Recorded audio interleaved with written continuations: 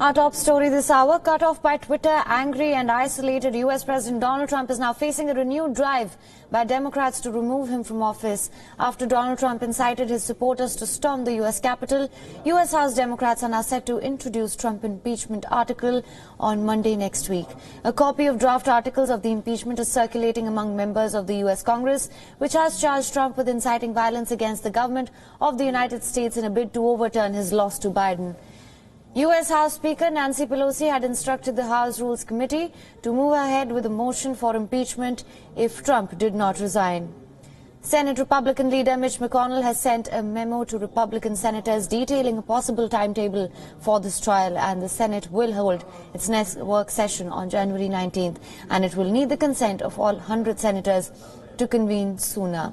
A source similar with the document now said in this case, trial would not begin until Trump was out of office. The impeachment text has been signed by at least 180 members of Congress so far.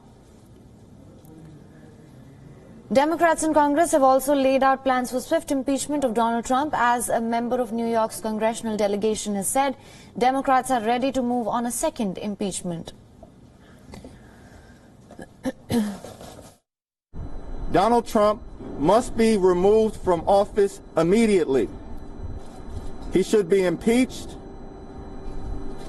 convicted, and thrown out of 1600 Pennsylvania Avenue and forever banished to the dustbin of history. Democrats said that impeachment proceedings could begin as early as Monday. This can be an extraordinary acceleration of a process that has historically taken weeks, but it might not be completed before President-elect Joe Biden is sworn into office on January 20th. And the move to impeach President Trump amid continued fury over the storming of the Capitol by Trump supporters. The invasion left 5 people dead, including a Capitol policeman. Meanwhile, a former U.S. Defense Secretary has called on President-elect Joe Biden to reform the system that gives sole control of the nation's nuclear arsenal to the president. This call comes the same day that U.S. House Speaker Nancy Pelosi spoke with the nation's top military leader about ensuring that an unhinged Trump is not able to launch a nuclear attack in his final days in office.